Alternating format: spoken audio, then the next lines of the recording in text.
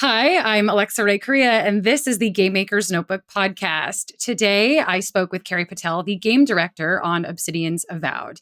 If you are a Pillars of Eternity fan, you've probably already played Avowed, and if not, you should. We talked about taking the lore and changing from an RPG to an action RPG, how you adapt when you have these big writing teams with character ownerships, how you write those characters, how you write those quests, and why the game has no romance. This is a really cool, really nitty gritty inside baseball conversation. So if you are a narrative designer or someone who aspires to be a game director coming through the narrative designer pipeline, this is a really cool one. Please enjoy.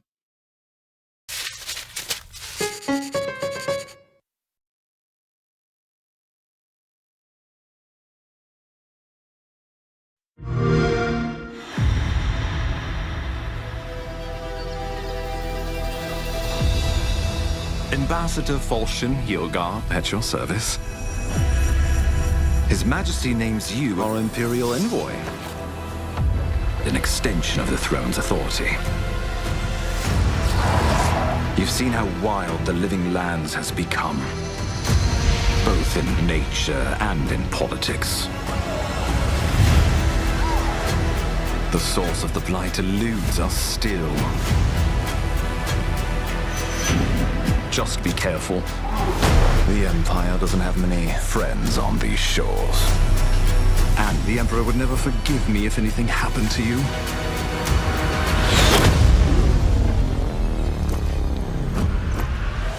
But let's not dwell on unpleasant matters. The Living Lands is fractured.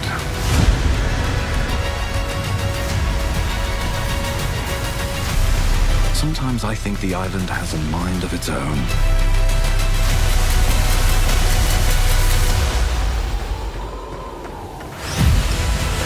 There is no easy path from here, for you or any of us.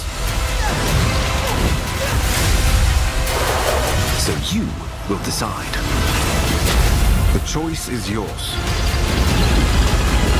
as will be the consequences.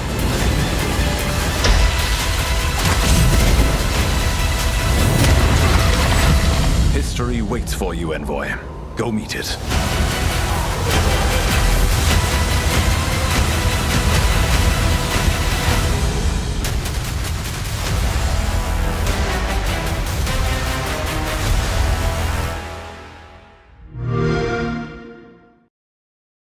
My first question, how did you get here?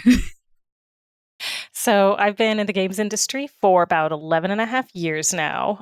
Obsidian was actually my first job in the industry. I'd worked in transfer pricing for a couple of years. I'd been a novelist for a couple of years, and I liked the work, but it's very lonely. And so I'd always enjoyed games. I'd grown up playing a lot of the Sierra Adventure games. And I knew someone was writing, those characters and those stories. So I remember around the time I started looking, I found an article in one of the gaming publications. It was like the 50 best writers and narrative designers working in games. And I thought, I'm going to look at all of those people's studios and see who's hiring. And Obsidian was hiring for Pillars of Eternity. So I applied there, did the narrative test, did my phone interview while my husband and I were on vacation in South Africa, Oh, wow. and basically returned home and drove straight to California.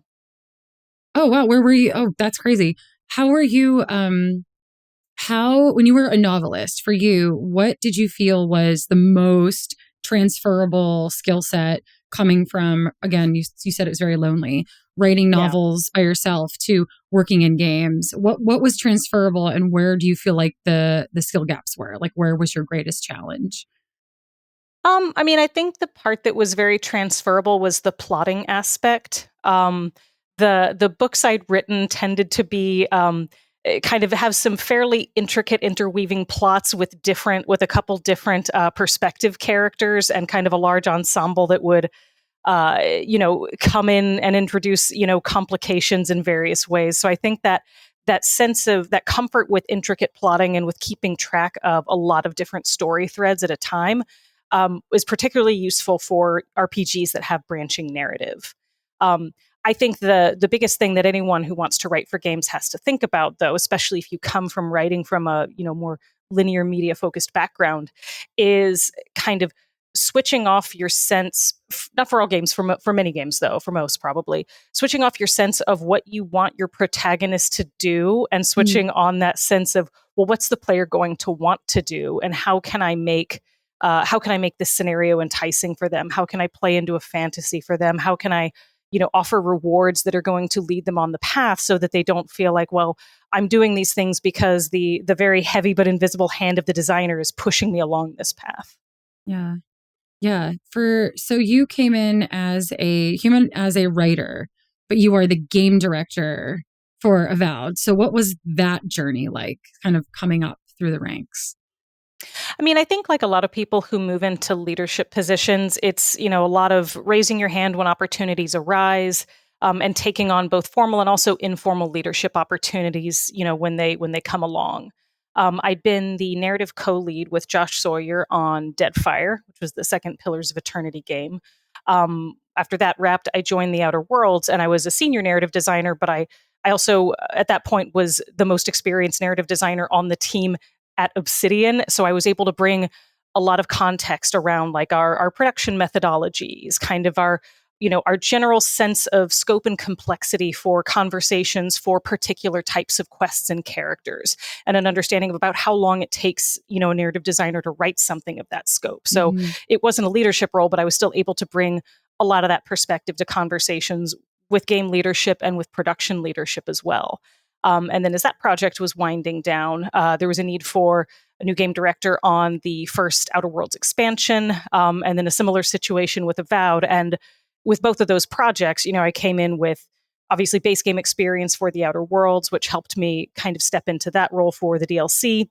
And then Avowed was back in the world of Pillars of Eternity, which I knew very well already. So that was another opportunity based on, the studio had a need and I was ready to jump in.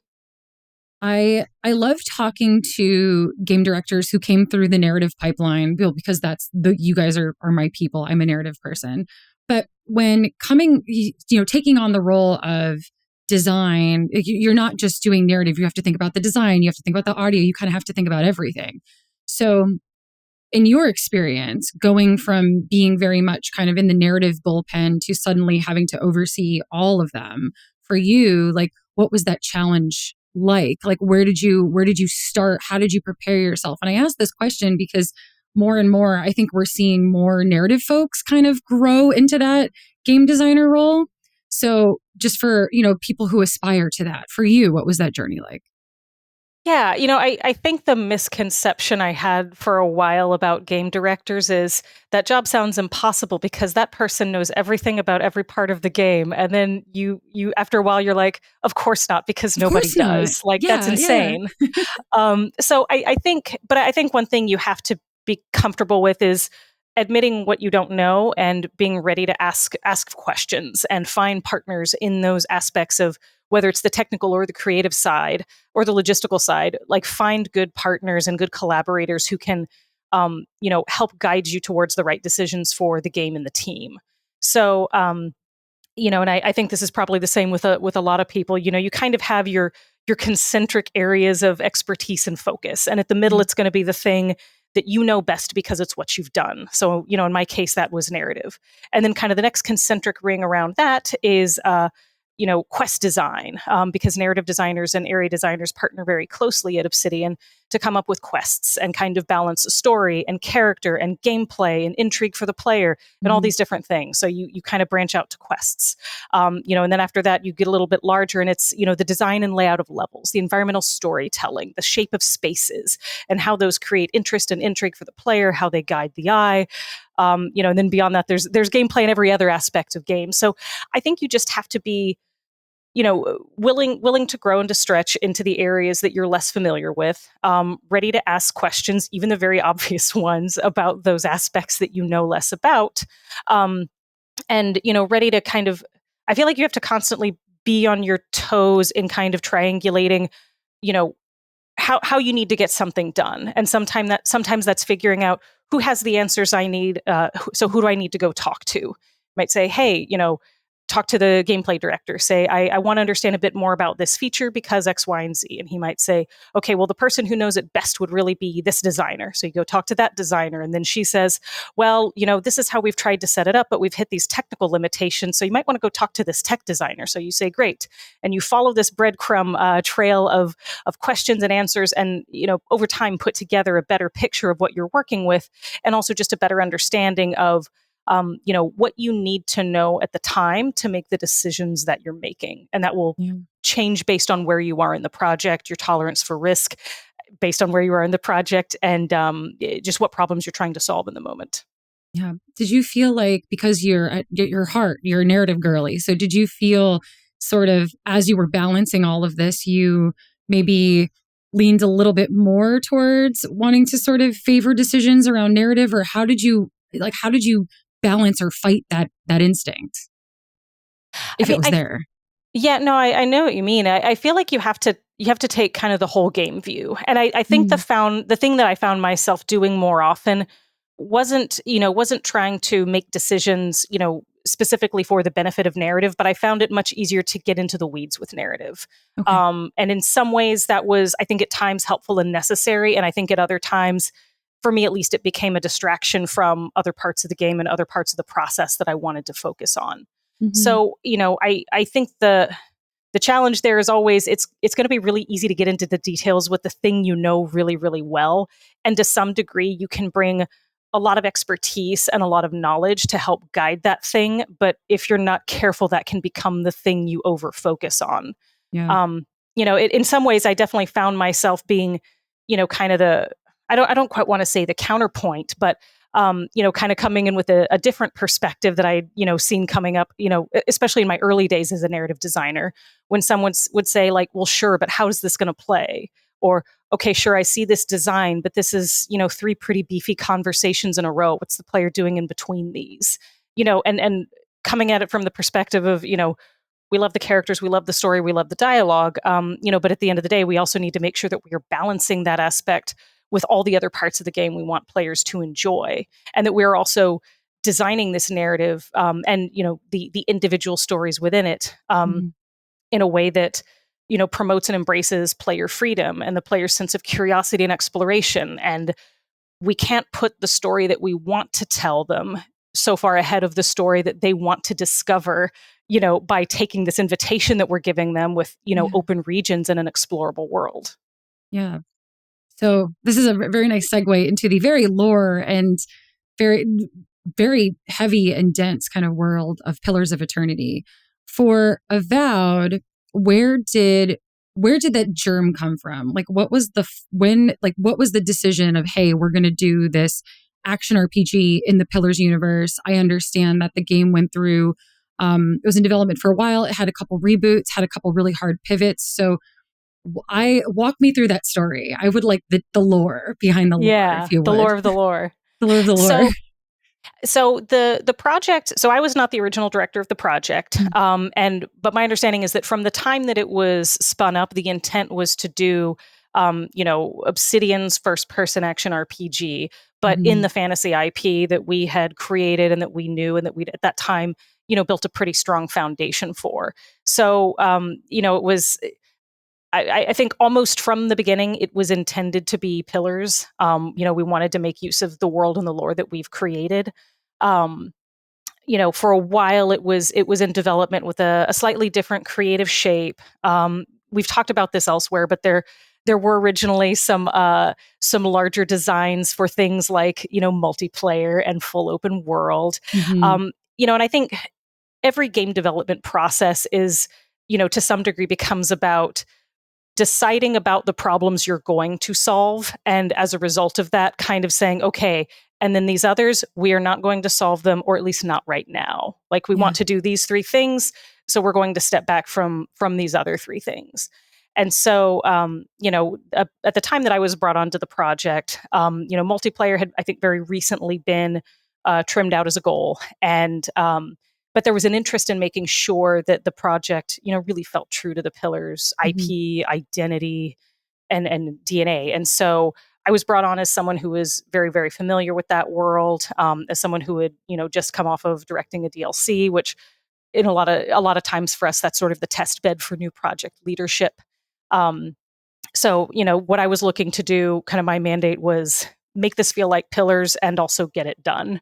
And so there was a lot of looking at, okay, what do we need to really make this game come together? And what are the things that are going to potentially be expensive distractions if we, spend all of our development bucks trying to solve them? How do you, and this is definitely a very like personal to you question. We're in an era right now in AAA where people will spit on a game for 3-4 years and then it'll get shelved, it'll get canned. So it's heartening to see, a project like Avowed that, rolled with the punches, took its pivots, scoped out, designing within constraints, moving forward, and eventually came out. How do you, as a director, how do you manage your team when sort of all of this chaos is happening? Game development is inherently messy. Like every game is messy, and any game that ships is a miracle. But for you, as in a leadership position, how do you handle those situations? What do you do? Like, how do you keep everyone kind of moving towards the same goal when the waters are a little choppy? It's hard, and I definitely feel like I learned a lot and evolved my approach over the course of being in this role. It was definitely a crash course in a lot of things as a creative leader. And you always have to kind of take the temperature of where the team is. Understand kind of how are people feeling, what are they energized about, what are they worn out about, what are the right now problems, and what are the we'll get there, but in the future problems. Mm-hmm. So I feel like the big things are, you have to be honest. And that doesn't mean being doom and gloom. But it does mean, balancing kind of an ability to realistically look at like, yes, this is where we are. These things aren't quite hitting. We need to fix them.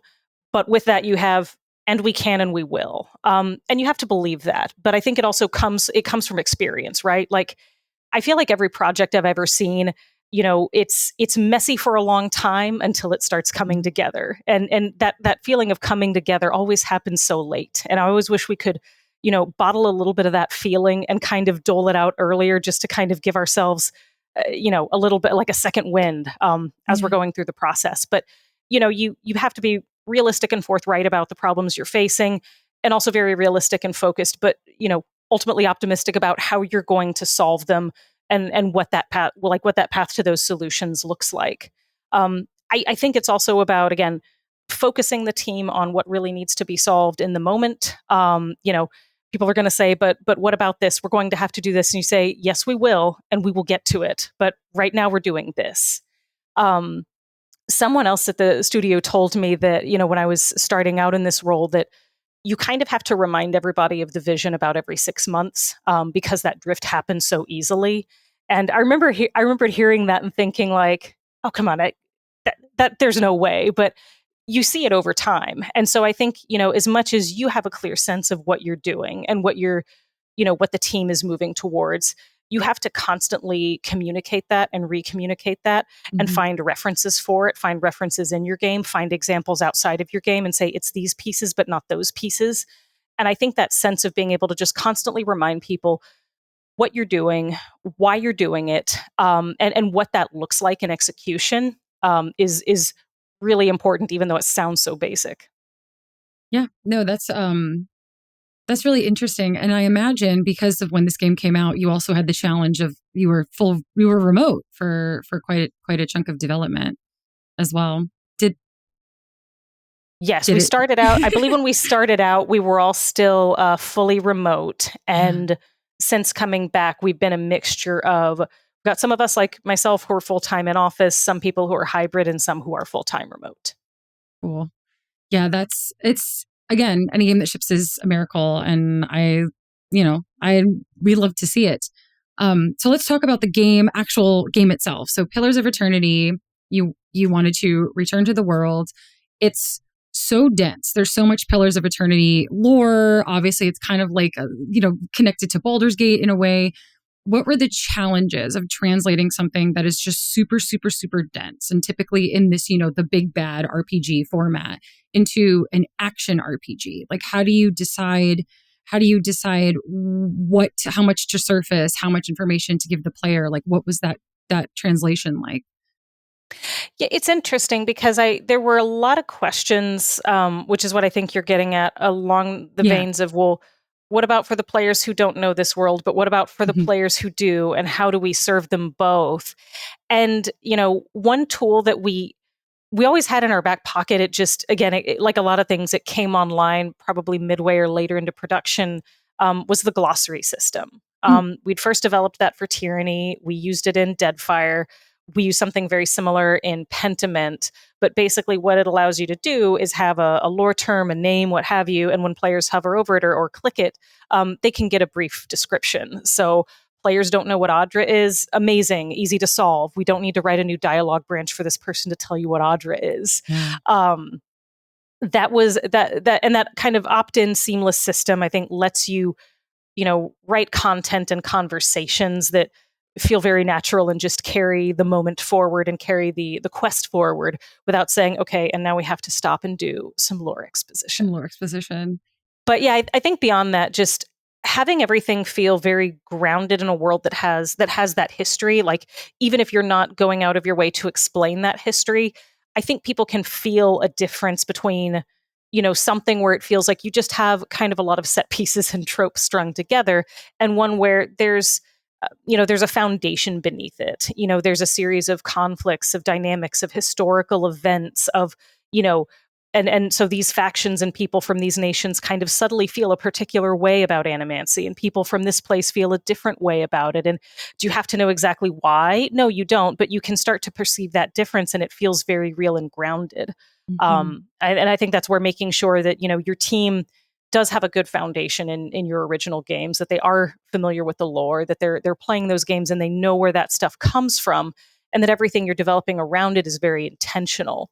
We did in a couple moments have to actually pull back because there was so much enthusiasm, particularly from those of us who had come from working on Pillars 1 and Deadfire. Mhm. And, we wanted to kind of fill out the world with all these wonderful details. And at a certain point, it became like, hey, I'm starting to feel that if I haven't played this game, I'm going to feel really left out. Like, it's great to have some references, but we need to pull this back just a little bit because, Avowed is about the living lands. Yeah. These other games provide us some context, but we need to make sure that players who haven't been through them are not feeling left out. Do you do QA specifically for like lore stuff? Like, how do you make the determination that, oh, we're getting a little too in the weeds, we're going to pull back a little bit? Because since you've been developing and living in the world for so long, obviously for you, it's second nature. You know all of this, you feel very comfortable. So, what kind of tools are at your disposal to strike that balance? I remember that conclusion specifically came from kind of a mid-production playthrough that we did. Mm. I think a bunch of us on the team leadership did it. We said, okay, we've got, over the next couple of weeks, we're all going to get through a playthrough of the game, and we know kind of the things that we've been working on. Some of what the team had been working on was, kind of better building out the world and the lore and some of the conversations and examinables that players would find, for instance. And so when you have those things in mind, you say, did this land? Have we done what we want? And you can play through and say, okay, I think we've gone a little bit too far. Yeah. The nice thing about having so many people on the team who have worked on those base games or played them even, is there is some familiarity there where if something comes up in a way that doesn't feel authentic or true to the lore, someone can say, hey, that's not quite right. Write up a bug and it'll get addressed. But yeah, I think a lot of times you just have to, it's where there's no substitute for playing your game, and for playing it as naturally as you can as a player. And it can be a very difficult thing to do because, especially in a game of this scope, you're talking about a full playthrough is going to be many, many hours. And if you're, the problem that often happens is, you start in the first region, over a week, you get most of the way through it. And then you say, oh, a bunch of meetings or other things we had to work on came up. And so then by the time you get back to the playthrough, it's, hey, everybody, saves are broken. We've updated the build. So everybody start over. And you're like, oh, okay, region 1 again, here we go. Yeah. But just making sure that you are finding that time to play the game, that you are playing it as a player. You notice so much about the moment to moment experience, about how your gameplay hooks up, about what parts of your content are clear or not clear, what's motivating about your mechanics and kind of the system of rewards and threats you're Mhm. offering the player. There's no substitute for it. I do want to talk about the active lore feature. I'm kind of obsessed with games that do this feature now. 2023 Final Fantasy 16 did a version of this where you would pause the game and it would surface like articles essentially based on specific things that were happening in that cutscene or something like that.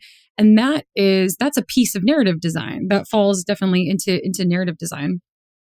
But your version, the version used at Obsidian, is being able to click or sort of select a word in the dialogue versus like pausing the game and then popping out and reading like 10 articles.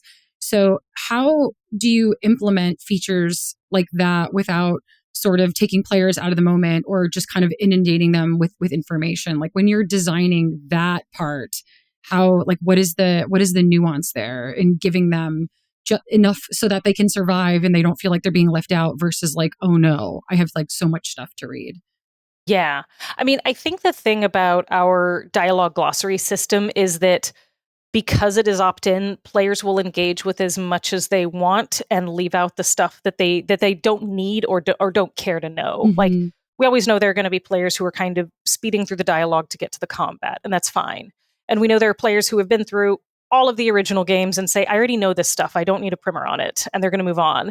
And players who want to dig into every single detail and players who say, I want to know these things. Okay, I've read enough. I'm ready to move on. So I think as with a lot of things, if you design a system that lets players, choose what they want from it, they will, in many cases, get the experience they need out of it. And that way, none of this, the challenge with nesting a lot of this lore and explanation into dialogue, which is, what we've done in previous games and what a lot of games end up doing, is and I say this because I'm this player too, and I don't like being this player.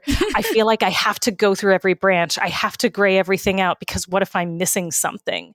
But when you're making this very clearly a UI feature, it's not part of the conversation. You're not going to get another branch for clicking on this. You know that it's there for your information. And if you need that information, you can check it out, but you don't have to. Yeah. In terms of the players that you mentioned, players speeding through to get to combat. So how did you approach adapting gameplay for Avowed to ensure it still felt like Pillars of Eternity across the heavy RPG genre to now you have this action role playing game, and also you have first person. So I'd love to dig into that as well. I think one of the biggest challenges of first person, especially when you compare to an isometric RPG, is just understanding where the player is going to be looking and where their attention is. Mm-hmm. With an isometric game, it's, the player can see as much of the board as they're zoomed out on, and in many cases, they can kind of have the whole level visible to them. If something happens a little bit in front of them, a little bit behind them, it's not hard to direct their attention there. They're probably going to see it. With a first person game, it's always kind of how do we get them looking towards the interesting things, right? If they're kind of moving through the landscape and the companion barks about something cool over there, is the player even looking over there? Like, does this feel like a non sequitur? Does this feel like a nice conversational moment that is, organically arisen from what they're doing? And then that also factors into things like combat. Like you want big enemies, but you don't want players doing this while we're fighting and looking straight up and having a rough time. You want to know, we had an interesting moment kind of toward in the prologue, actually, just to give a very micro example of this, where, your first companion, Garrick, you're kind of get out of the beach and you're headed towards the fort. And Garrick says, oh no, the beacon. And we would get a lot of bugs saying, I don't understand what he's looking at, because you would come out of this tunnel and kind of just a bit ahead of you and kind of off to the right, there's a beacon that's on fire, but no one was seeing it, even though it was right in front of them. What we did is we just like canted the level up just a little bit so that as the player was coming out of that tunnel, they were also moving upwards, just in a way that helped guide their eye and framed that beacon a little more easily in the shot. So there's an attention to detail, to players' sight lines, to visibility, to what they're paying attention to, that is a bit more challenging to pull off in first person compared to a third person isometric game. As far as gameplay goes, you have to acknowledge the things that are just going to feel different. Like Pillars and Deadfire are real time with pause games. So there's an element of, there's a very crunchy tactical layer there. Players are going to go through combat very slowly and methodically in most cases, and just be highly strategic about what they're doing, and that's the experience. And you're not going to replicate that in a first-person action RPG because that's not what people are coming to it for. You want combat to feel fun and fluid and snappy, and you want players to feel, in the moment. And so, you have to identify, what's the part that made that experience, what it is, and what's the part that's going to make this experience great. And some of these things are just going to diverge. But then there are elements that you can take that bridge that gap, right? So there's a lot in in Pillars and Deadfire, being able to create your own build, being able to level up into the skills, the attacks, the abilities that you want. That like creating a character that really feels like yours, that's part of the RPG appeal. In Avowed, we wanted to have a classless system, but we found that kind of giving players, a really wide range of weapons and abilities, and actually a pretty freeform way to spec into those things as they chose. It's not going to replicate, that experience of having a really specific class. It will let players who are very particular about builds and who really care about creating a specific fantasy, find and build that on their own. Like it's one of my favorites has been seeing people, build monks essentially out of, a handful of like unarmed perks, and kind of toughness related perks. Just some very fun stuff that you can do. And so you leave those opportunities on the table for players.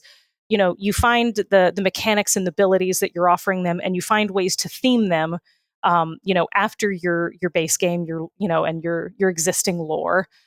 So you can still find those callbacks and those connections. And I think more than anything, kind of that sense of strategic inventiveness that you offer the player, where in in the isometric real time with pause RPG, it's, create your perfect tactical build and spread out your party members and kind of approach each combat like a puzzle. And in a first person RPG, it's more, you have this range of weapons and abilities, and you're going to keep some and level them up, and others you're not going to use. And you're going to figure out what's effective for your build and your play style. And that's where you get that inventiveness. You mentioned the monk specifically, but are there any other ways that you've seen players kind of engaging with this content that has been very surprising for you as the game director? That's a good question. Unexpected. Yeah, I know. I think like I definitely love the Blood Mage build, which I know like some of our QA internally really like too. I tend to be fairly risk averse, so every time I see players like really spec into something that where you're using your health as your essence essentially, I'm like, oh, good for you. I could never. Yeah, I mean, I think it's I don't know. There are a lot of options, there are a lot of opportunities, and I think for players who just want to go and have a good adventure, I think kind of the skill trees as they exist will kind of let you play a classic fantasy character. But then I think Gun Mage is another one that's been very popular, both for our fans and also for the team. It's probably my favorite build, just because you get to use pistols and then you get to use cool spells. Yeah, Gun Mage. I have seen that one. I have seen some people talking about that online. And that one looks really cool to me. Let's talk about the companions, which is kind of like sort of at the heart of everything here. So you have your world, you have the living lands, and then you obviously need to populate. So for Avowed, where did you approach character creation? Were you like, hey, here are the vibes we want, or hey, this region or this particular theme that we want to convey needs a certain kind of character? Where is sort of ground zero for building your roster of companions? We try to go for a spread. The idea with a good RPG roster, I think, is that there's somebody for everybody. And so that means a spread of your fantasy species, whatever they may be, a spread of personalities, a spread of, mechanical, accompaniment for the player. So, we always on our rosters try to have one companion who's, it's the one you would have a beer with. And that's Adair in Pillars and Deadfire. It's Kai in Avowed. It's, look, this person is easy to get along with. They're fun. They're good natured. They're usually tanky or adjacent to that, so they're pretty useful, especially for a player who's starting out. And you will find them early. So whatever kind of character you've built, they'll be able to help you out. And then you want a range of. You've got Marius, who's a ranger and, a little bit more on the grouchy side, but he's got a very interesting backstory. And there's something really neat there that you discover as you spend time with him. You've got Giada, who's very sensible, very sincere, very earnest, and can serve as your party priest, essentially. And then Yatsli, who's this very chaotic, destructive mage who's, got a more chaotic personality and also some really fun, destructive magical abilities. So you're looking for a range. You're looking for that sense of everybody's going to find someone a little bit different. And also, when we put these characters together, whether it's in the player's party, whether it's hanging out at camp, we're going to find fun dynamics and banters and also differences of opinion between them.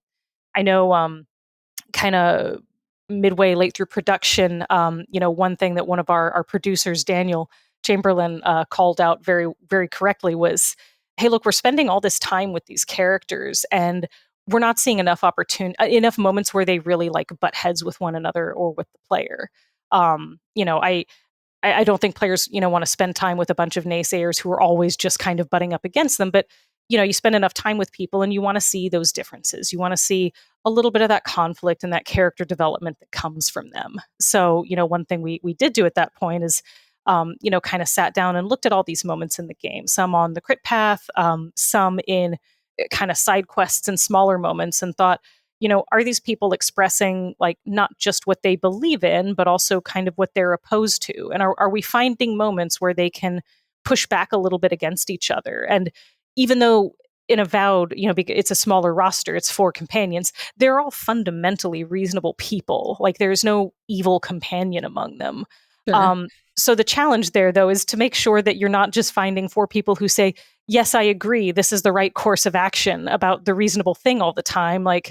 You still want to find those points of difference and tension even between reasonable people. And so that was a pretty interesting process too. So it sounds like, I don't want to say vibes, but it sounds like you had an idea of you wanted companions that helped kind of add to the lore of the world, help kind of surface different viewpoints. Did gameplay, you mentioned your first character come in, they're tanky. So it sounds like it's almost a mix of gameplay variability and need for players, along with that desire to kind of surface these interesting stories. Yes. Okay. It's a bit of both. And, interestingly, I think, so Kai, once upon a time, had he was kind of described a bit more as almost like a rogue, high DPS dealer. And one of his abilities was actually what became Marius's Shadow Step ability. That was on Kai for a while, but we realized we need a tank, the player's party needs a tank. And that Kai is the right character for that. He's your first, and also he's your big soldier guy.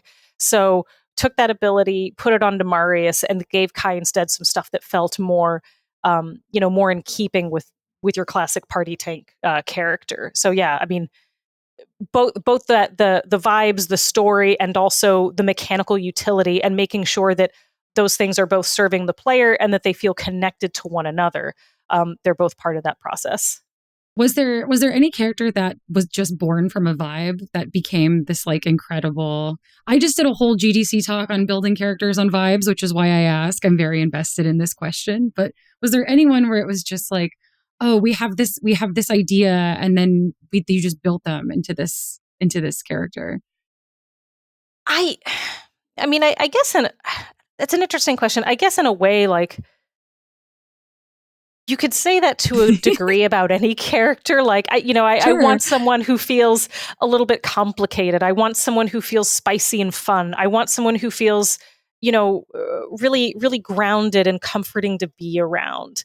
And then the work is always in, taking kind of whatever that starting goal or vibe is, and and building it into something real and tangible and meaningful. And I think sometimes also being able to to maintain a sense of what the goal is, but also be willing and ready to shift and pivot a little bit, as you see how it fits in with everything else. Yeah. So this is a super in the weeds question. Okay. About writing. So for games like Avowed, obviously big, you have a lot of companions, and then you have this team of writers. How do you, because the challenge is always, if everyone is writing a whole bunch of the same characters, you have to make sure that that character writing is tonally consistent across writers. So how, for a game like this, do you break down ownership is the wrong word, but sort of how these things get written? Do you have character ownership where one writer kind of guides, is like the main guide for a character, or do you assign people to a region and they write within the region? Like, how does that work on a game this big?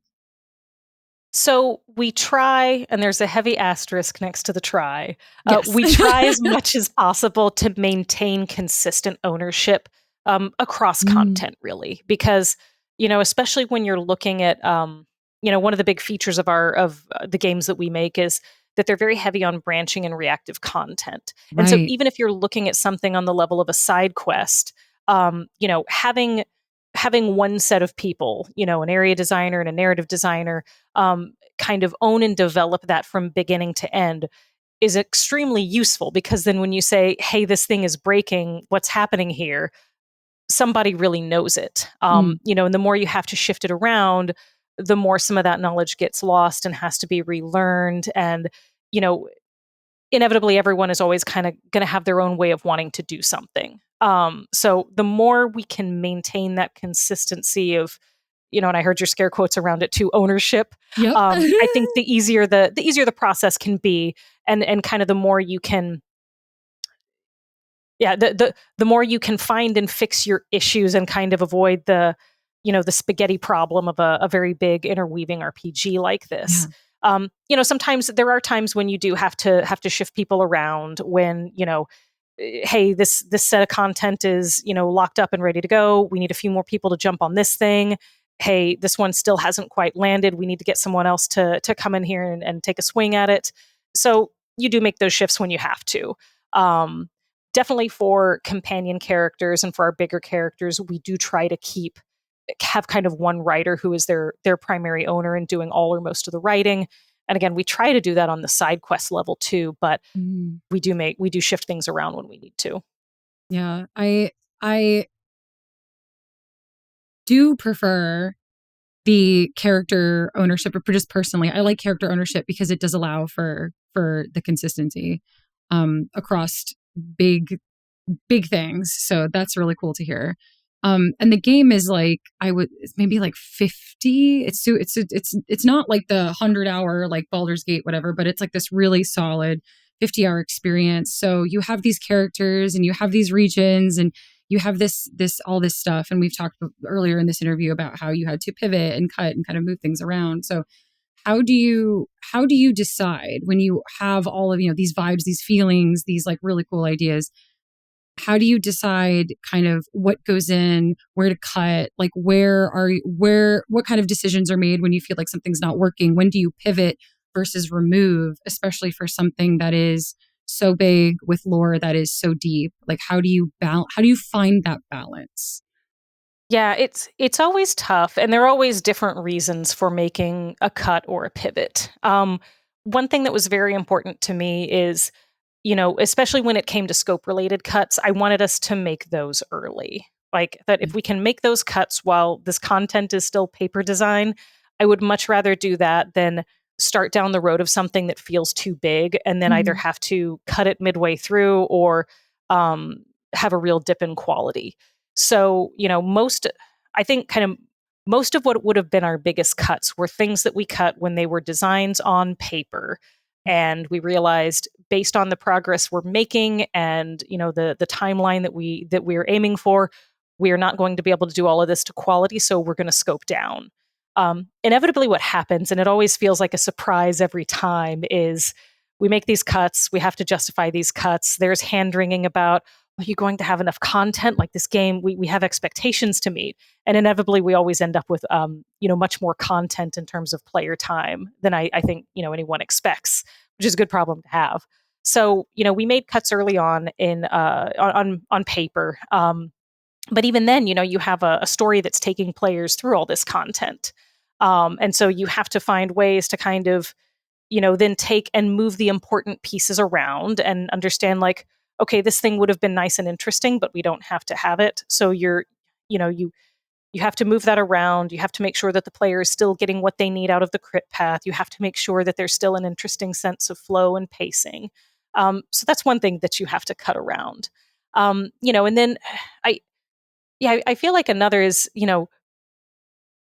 just is the player experience good? And there can be a million reasons why it isn't. And I feel like a thing that happens very often and very easily, and this is one of the harder things that comes with kind of a more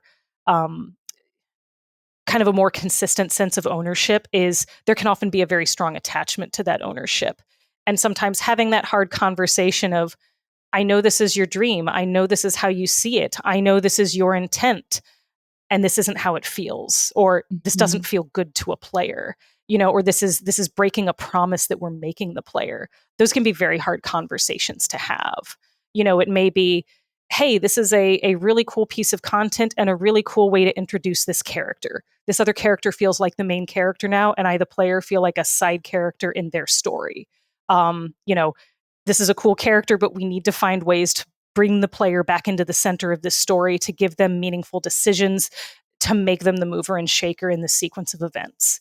Maybe, hey, this is a really neat sequence of events and a really neat emotional journey that we're taking the player on. But what happens if the player wants to do this part before they do that part? I know this story matters to you, but at the same time, we are offering the player a big open region. And with that is the implicit promise of, you can go to most corners of this region and you will find something fun to do. And if what we're doing is we're locking off every door that is not in our minds, our invisible sequence of you do A, B, and then C, we are breaking a promise that we're making the player.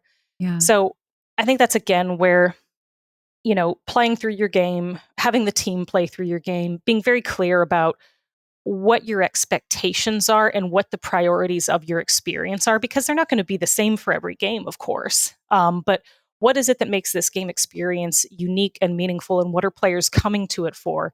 And are we serving that interest with the way that we're designing and presenting this content? And it may be that this is something that would work very well in a different style of game, but doesn't work in this one.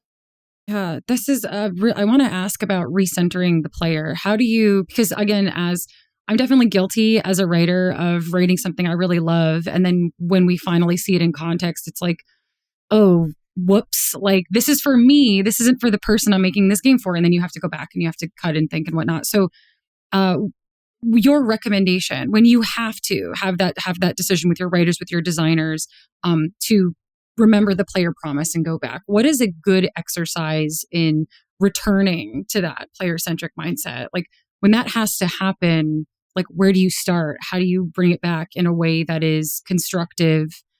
Obviously, we all, navigate teams with people with personalities and feelings, especially if you have a writer, for example, who put a lot of themselves into the content. Like, how do you approach that conversation and how do you make sure everything gets back on track? I mean, I try to start with understanding and asking, what's your intent? Like, tell me how you see this. Tell me what you're trying to do with this, and start the conversation there. And in some cases it may be, yes, I see what your goal is with this, and you hit this goal. Like you have executed on this goal masterfully. However, let's talk also about what the goals for the game as a whole are. Well, what are the goals overall for the player experience? And also, what is the player experiencing in every hour of content that they're finding up to this point, which is training them for what they're going to expect when they find this content. So I think it's important to start with and acknowledge, what someone is trying to do. But then, at the end of the day, it's not about what they want. And it's not about what I want. It's about the player that we are making this for. And I think it's important to bring that conversation back to the player. And all players are going to be different, of course. And, we can both be players of our own game, but it's also, sitting outside of our understanding of this content or this feature, stepping outside of, kind of what our very deep ambitions for it are. If I'm just coming to this as someone who loves this kind of game and who wants this kind of experience, what am I going to find when I interact with this? Again, am I going to find something that expands my experience, or am I going to find something that confuses me? Because that's another thing that happens very easily is you say, it works just like this. And you say, but the player has never gotten these mechanics or, this kind of interaction before, and we're not teaching them. So it feels clever on paper, and then it feels confusing to a player, and then they feel very silly, when they have to go look it up. Yeah. So I think you have to bring that conversation back to the player. What are their expectations? What are they coming for? And, setting aside that they have no preciousness or attachment to this content, what is it going to feel like to them, when they go on this journey? And are they going to feel like this is something that's serving their experience and their story? Or are they going to feel like they're kind of part of something else now? Yeah. I want to, something you just said is a great segue into the question I've been very excited to ask you about. What are players coming here for? I've read several interviews that you've done already where you talk about why there's no romance options in Avowed. And I love this because I'm one of those writers that is always trying to find ways to make relationships that have intimacy that doesn't end in, rolling around together. It's sex, basically. And you talk about, in a previous interview, you talked about not gatekeeping relationships by romantic interest. So gatekeeping a full ass relationship because there's no romantic interest there, and kind of moving into platonic closeness. So I would love to hear your thought process in why that decision was made for Avowed, and sort of seems like you have very, very strong feelings about it. And I was really excited to talk to you about this. Yeah. And I'll say this, like when I encounter romance options in a game, I often engage with them. Like I appreciate them when they're there as, part of the experience and part of my character's story. So I'm by no means against them. I mean, and a part of this was also, I feel like if you're going to do it, if you're going to put romance into the game, your entire narrative team needs to be fully bought into doing it. And, we had that conversation at one point, and there was kind of a range from a lukewarm, like, maybe, to, it's a lot. And it's like, you're right, it is a lot, which is why we're not going to do it unless everybody really wants to do it. Yeah. So, you really do have to have, I think, buy-in from the team. But I think the other part of it is, it's so easy for it to become, and here's what's interesting, I think, is there actually are two romances in Avowed. They're just not features. Like, you can embark on a relationship with one of your companions that by the end slides is a romance. You can have a relationship with the primary antagonist that is actually a very sincerely, and in many cases, very tragic romance that is very beautifully written. And you can play it, like, as the player, you can either play into that as sort of a sense of conflict, or you can play into it as something that is, again, very sincerely felt, and something that is a source of inner turmoil for your character. And I love that ambiguity, and I love that space. But again, the big thing is they're not features. And what I think is so interesting is how romance in a lot of games has become a feature. And it's this idea that I'm going to see metrics about it. I'm going to see a meter for everybody. My progress with this character is going to be predictable, which is not at all how relationships work in real life. No. Right? And if I'm always doing and saying the right things, if I am, giving this person the right kind of gift at the right time, they're just going to love me in exactly the way I want to be loved. There's a thing that you notice, not always, but with a lot of in a lot of romances where that's an option, is that characters that are interesting and have dimensions and parts about them that are not so nice, and parts about them that you might not like as much, and other motives and conflicts and interests. Once you're on the romance path, they can often become, they're just so player focused. You can it's almost as if it's being written and designed to sort of worship the player, when you think like, well, what made this character interesting is now getting subsumed by, kind of this design that says, and now they have to be my romantic partner, but not necessarily in a way that feels realistic. Like, one of the things that I actually think is very cool about the Jacob romance path between Mass Effect 2 and 3 is he will leave you. He leaves you for someone else. And Yeah. I can imagine if you play through that, when you get to 3 and you see him, you're like, what the fuck? Like, come on, Yeah. man. And it's like, yeah, it does suck. And that's also how it goes sometimes, you know? And I thought that was a lovely and bold move for, yeah, sometimes a relationship doesn't work out. Sometimes a good relationship doesn't work out. And I think what is, the thing I would want to be careful about is, designing romances that feel like relationships rather than like features. Yeah. Yeah. I definitely feel, I mean, Baldur's Gate is Baldur's Gate. It's in like a whole other class of its own, I feel like. But unless you are willing to, dig into nuance like that, I do agree the example you just gave was something that I've been thinking about. Real relationships don't kind of work that way, where if you do and say all the right things, give the right gift at the right time, I won, I get the person, and the reward is this like physical intimacy. There's obviously other ways to be close to people and to kind of build strong relationships that have nothing to do with kind of like physical desire or anything like that. But yeah, no, I just found that was really interesting in Avowed and reading through interviews you've done before about it. I just think it's a really cool choice. And Yeah. I do really love all the content that all the companion writers put into the companions. And the thing is, Hmm. there is so much to dig into with them, with getting to know them, getting to know their personality, letting them get to know you. Like, there is an incredible amount of content there. It's just almost none of it is going to lead you to a romantic relationship. And even what you do get to is very light in that sense. And it's like, well, but that's exactly how it should be. Like, I don't want players talking to their companions because they feel like they are going to get to max out a meter. Like, Yeah. talk to them because you enjoy it. And if you don't really enjoy it, that's okay. Go do the parts of the game that you do like. But I think that's part of letting the experience be the thing that people are there for at times, instead of, a mechanic that players, might then suffer through if they don't enjoy the intrinsic content in order to get to something else. Yeah. So for the overarching, again, I'm a writer, so most of my questions are very narrative focused. But when you're looking at, so you have your regions, you have your companions, you have your quests, you have those relationships, and then you have all of your side quests. And we're talking about, giving the player promise of letting them do what they want, kind of as they want.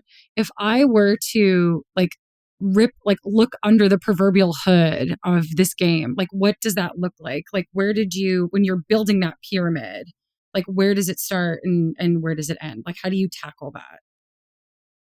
So, I mean, the interesting thing is, and and folks have noted this, is, we actually we cut pretty early on the kill everyone feature of hostility that Hmm. um, the vast majority of our games, at least the ones that have any combat, embrace. And there were a lot of reasons for it. I think there were some ways in which it was helpful, and some ways in which it was not. But I think, you will always design your content around kind of the basic rules you're giving yourself. And, I think so. Kind of the main unit of content in our games tends to be quests. Mm. And from the beginning to the end, we are constantly trying to ask ourselves, well, what might a player want to do here? And and also understand, like, what's kind of the range of player, approaches and fantasies that we want to accommodate. I remember for Pillars 1 and 2, one thing that was, pretty fun is Eric Fenstermaker, the narrative lead for Pillars 1, had like taped next to his monitor a list of all of the player tagged dispositions that we were offering, benevolent, cruel, deceptive, rational, all of them. And what it meant is you're constantly looking at that list. And every time you're designing a piece of content or a quest, you're saying, are all of these people going to have something to do here? And it doesn't mean that every quest or every dialogue junction needs to have 11 different outcomes. It just means you say, every once in a while, each of these players needs to be specifically served with what we're offering, and say, ooh, that's my option. This is where I get to shine as a Bleak Walker paladin and just a real nasty character. Or if not that, then well, here's something that I can pick, every other time, here's something that I can pick that at least fits overall with how I'm playing my character. So I think the thing that we try to do in our style of RPG is step back from a very rigid assumption of who the player might be and what they might want. And it means that there are certainly, I think, straightforwardly heroic options, and straightforwardly like benevolent options in Yeah. your dialogues and in your quests. But it means that we are not starting from the assumption that the player is going to pick them. And because we are offering them alongside the choice to do something else, it first of all means that, yeah, as a player, you can have some pretty transgressive fun being, a sassy little jerk from time to time. And that feels Yeah. great. But it also means that if you are playing a hero, you're doing it because you're choosing that. And I think there's something that feels a lot better about that than about saying, well, I am playing the hero because that is the track I have been put on. I am on the rails and there's nothing else I could do differently. Yeah. Yeah. Interesting. So now that Avowed's out the door, the labor of love for several years, what is next for you? Can you say? I wish I could say more specifically, but I've, I certainly, I really enjoy the kinds of games we make. I love our approach to, I don't know, just that very expansive approach to player freedom. Yeah. I think we approach game design and content with a real sense of curiosity, both about like, what can we make? How can we surprise ourselves? How can we surprise our players? And how can we just, like, the thing I think that is often most interesting about good role play is not just, I have my 11 dispositions and I have my tagged options, so I can play my type, every single time. But it's when the game presents scenarios and conundrums and dilemmas that really challenge how you're going to go about something. Mhm. And you say, well, you thought this quest was about this, and now here's a little twist in your expectations, and there's something a little more complicated going on. So now what are you going to do? And it's that role playing by figuring out, like we do in real life, in the moment, in sort of these sticky situations, what am I going to do and who am I going to be? And Yeah. I think that we as a studio approach that style of role play with a lot of curiosity and a lot of boldness, and create content that I think players can really find a lot of richness and depth in. Yeah. I mean, I agree. Avowed was great. I had a great time playing it. Thank you so much for chatting with me today and being so candid and getting really nitty gritty on my weird design questions. I appreciate it so much. This was so much fun. Thank you for those nitty gritty questions. This was Yeah. great. Thank you.